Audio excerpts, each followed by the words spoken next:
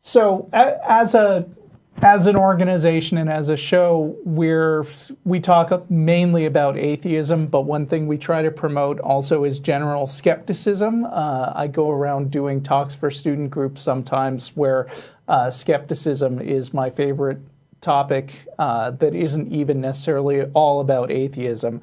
And a lot of atheists think of themselves as pro-science and basically favor the scientific explanation of the world over faith-based explanations of the world.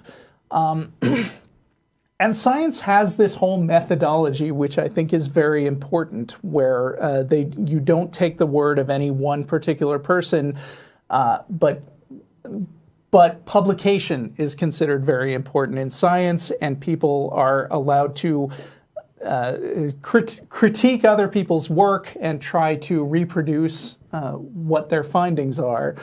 But then there are organizations that recognize that science has respect in the modern world, and so they try to surround themselves with the trappings of science and say, well, we're a scientific group and we're doing real science, and anyway, so-called real scientists are biased anyway, and they're not objective. And so you get like creationists saying, oh, we all have the same facts, but we interpret it differently. And then they set up sort of shadow networks of fake science. Their own little journals and things. Right, even. yeah.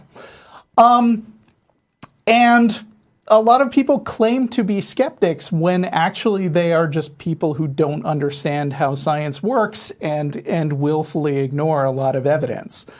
And this is all an elaborate analogy, because what I really want to talk about right now, or briefly mention the topic, is fake news. And I've said this several times before, but so The Onion is a comedy site, and I love The Onion. I think The Onion is awesome.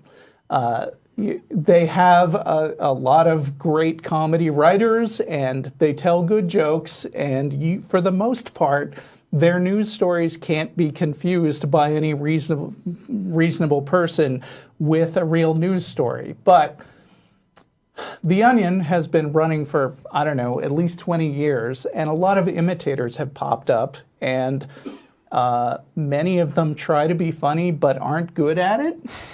But satire is protected free speech. Satire is protected free speech, but shitty comedy isn't something I appreciate. Something though, when I see something like the ABC CO, right. I don't even know what that is. Oh, ABC. If you see that CO, it's not ABC.